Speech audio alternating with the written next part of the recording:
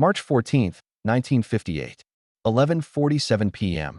Bumpy Johnson stood in the back room of Small's Paradise on 135th Street, surrounded by 4 NYPD officers and Captain William Bull Henderson, a 240-pound Irishman who'd sent 17 black men to the hospital in his 9-year reign over Harlem's 28th precinct. Henderson's .38 special was holstered. He didn't think he'd need it. Behind him stood Officers Maloney, Tucker, and the Romano brothers, all with batons drawn. Outside, 2 patrol cars blocked both exits. Henderson had Bumpy exactly where he wanted him, alone, outnumbered, with witnesses he controlled. The expected outcome? Another black man beaten, arrested, or disappeared. But what Captain Henderson didn't know, what he couldn't have known, was that Bumpy Johnson had been waiting for this exact moment for 3 years.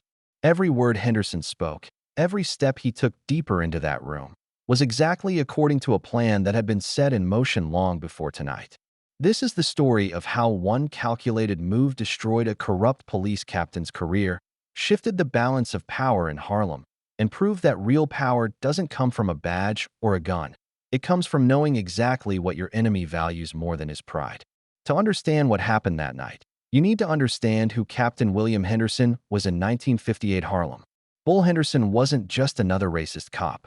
He was the man who controlled the flow of protection money from every numbers runner, every after-hours club, every policy bank north of 110th Street. His weekly take? An estimated $4,200, nearly $45,000 in today's money, collected through a network of bagmen and bench sergeants. He had judges in his pocket, reporters on his payroll, and a reputation for making problems disappear.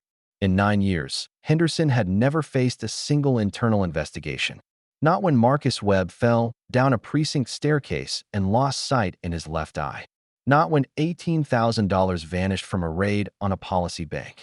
Not when 3 witnesses to a police shooting suddenly developed amnesia. He was untouchable, or so he thought. Bumpy Johnson was different from every other street operator Henderson had ever squeezed. At 51 years old, Bumpy had survived Alcatraz, controlled the Harlem numbers racket with Stephanie St. Clair, and commanded respect from every player from 8th Avenue to the East River. But more importantly, Bumpy understood something fundamental. In a corrupt system, the most dangerous weapon isn't violence, it's documentation.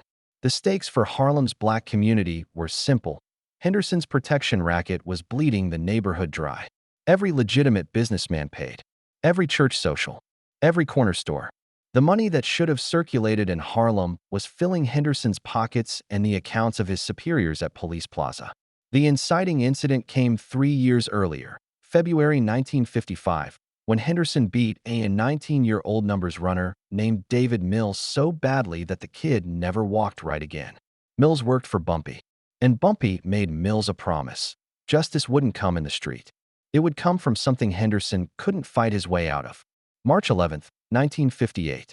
3 days before, Bumpy sat in the basement of the Abyssinian Baptist Church with Raymond Ray Thompson, a 42-year-old accountant who kept books for half the legitimate businesses in Harlem and all the illegitimate ones.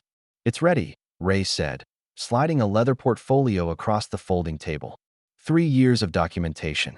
Every payment Henderson collected, every business he shook down, every dollar he moved. Dates, amounts, witnesses, all cross-referenced. Bumpy opened the portfolio. 73 pages of typed records.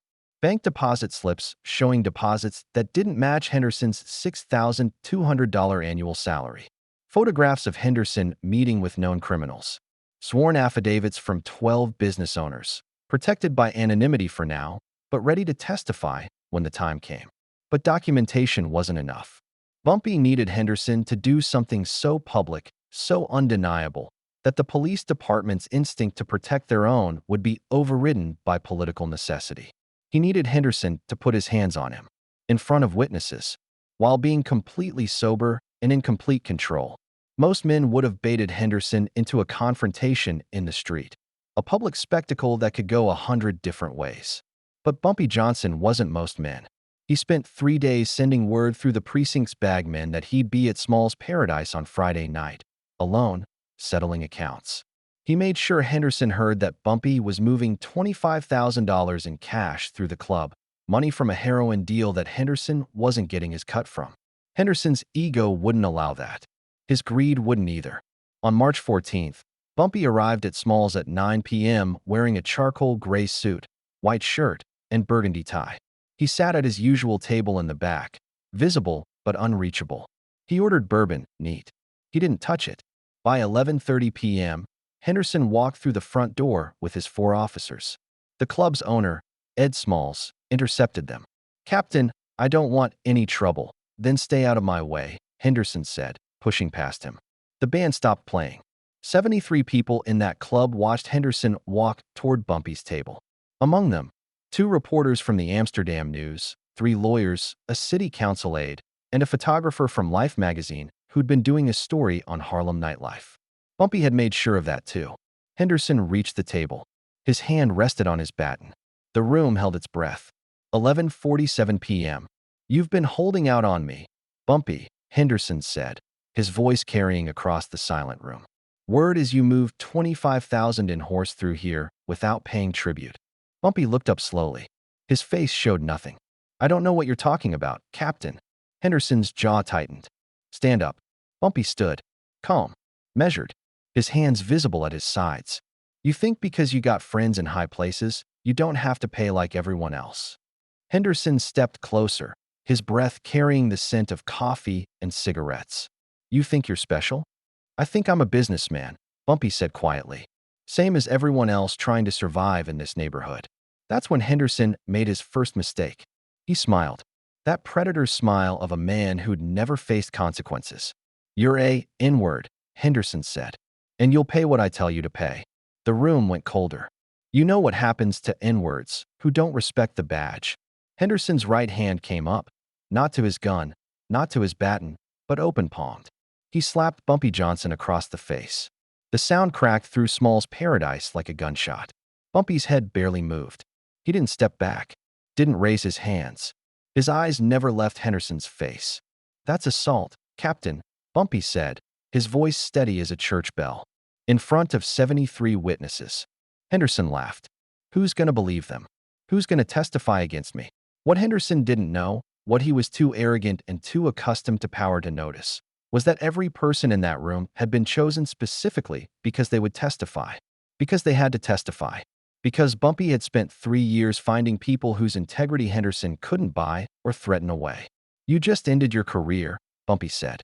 Henderson grabbed Bumpy's collar. "You threatening me?" "No, Captain." Bumpy's voice dropped to a whisper that somehow everyone heard. "I'm telling you what you did. You put your hands on me. You used a racial slur. You did it sober, in front of lawyers, reporters, and a photographer from a national magazine."